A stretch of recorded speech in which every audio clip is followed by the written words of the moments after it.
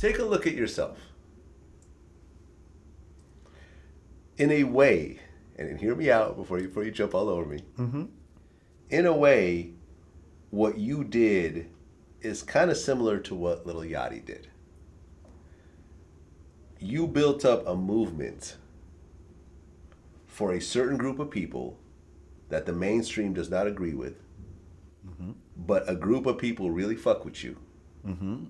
And some people fuck with you because they disagree, but they still fuck with you just to hear what you got to say so they could feel a certain type of way about it. Mm-hmm.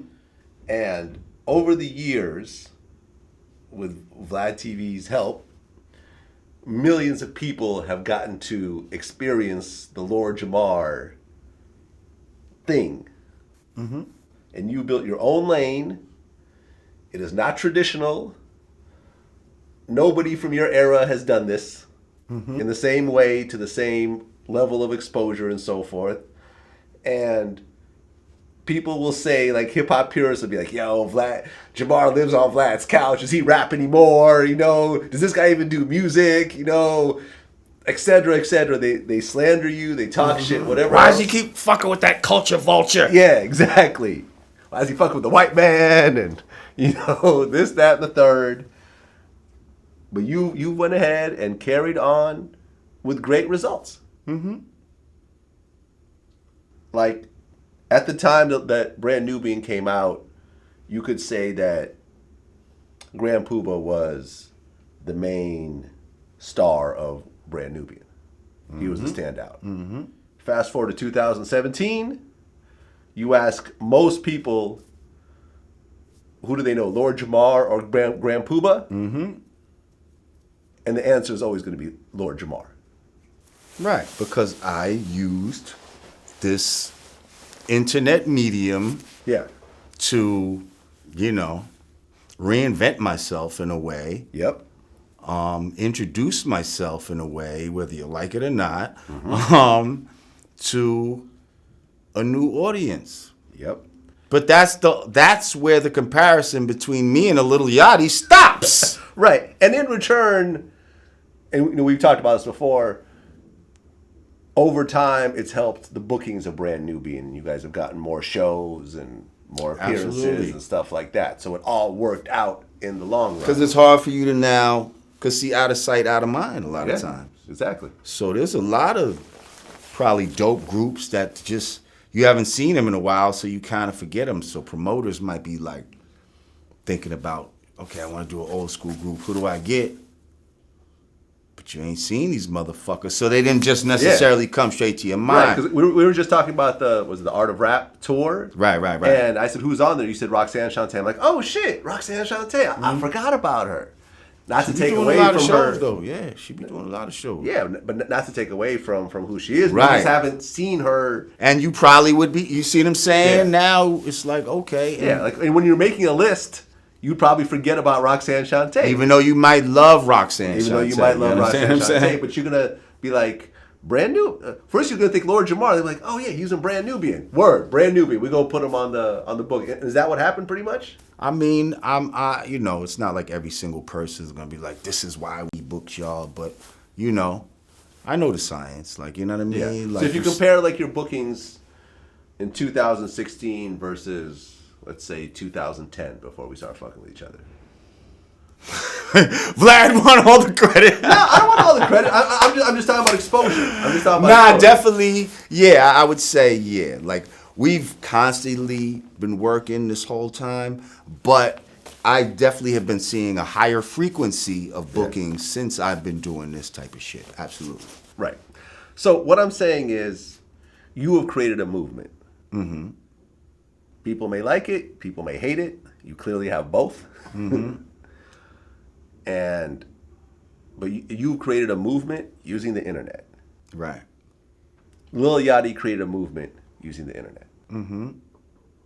And what Talib is saying is that more artists of your era should see what Yachty has done and what you have done and learn from that.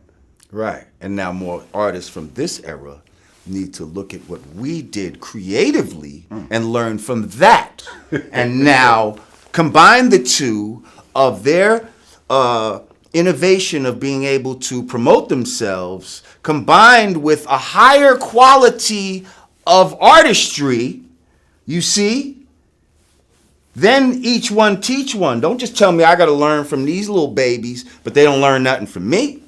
Sure, I'll take a fucking page out of their fucking book, but we wrote the fucking book. So sit down and read this motherfucker before you try to put me up on your shit.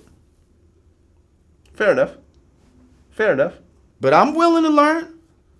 I don't feel like I know everything. Nobody knows everything.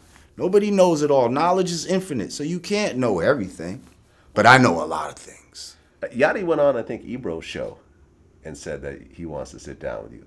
Yeah, well, come on, Yachty.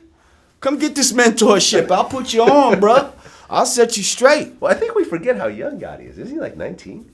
Listen, when I see him talk sometimes, like when I saw that, I'm like, yo, this guy, I almost feel bad for him. Yeah. Because it turns out he is a little younger than I thought he was. Yeah, because he looks like, because you know, he's big. He's like a big kind of baby Huey kind of. Okay. You know what I'm saying? So you think he's like 25, 28, but he's really still a teenager. Right. So it's like, and then he says, you know, he don't drink or smoke, and you know, he's trying to be clean. Like, He goes to church, good for him. Like, good for him. You know what I mean? helps his mother out. That's cool. Yeah. I love all of that. That's positive. Yeah, like, he you know even what I said mean? something like, what I think was dope was, he showed this picture where he got his mom like all these designer bags, right? Like these, it was like Chanel and Birkin bags. And like it was like ridiculous amount of bags.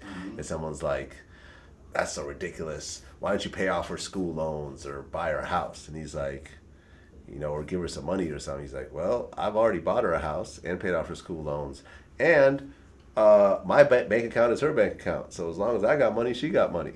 And I'm like, I like that. That's beautiful. Yeah, I like that. That's beautiful. I got no problem with that type of shit. Mm-hmm. I just got problem with the simple Simon Says type of shit that it seems like they're almost forcing. They're trying to force down our throats, and they're influencing the new young black artists to do this type of music, right? But when it comes to a lot of the underground white artists, these motherfuckers are still doing the real hip hop at a high fucking level, and they're able to fucking got their sales and all that type of shit, because you got a certain amount of white people that fuck with strictly these white MCs. And I'm talking about like the Vinnie Paz's, Apathy, and I like these guys. But these are also older artists. Yeah, but you know what I mean? Well, like fast forward to let's just say a G-Eazy, right? Where it's Yeah, like, well, yeah, this is nah, not a very nah, lyrical yeah. guy. Yeah, this is not a knock. What I'm G-Eazy. saying is they might be a little older, but they still were carrying that real hip hop torch where a lot of black artists had dropped it at that time. Do you understand what I'm saying? Yeah, but that always seems to happen. Like, for example, like, who's holding down breakdancing right now? The Asians. Yeah. See what I'm saying? Asians. The Yep, Asians yep. hold down breakdancing.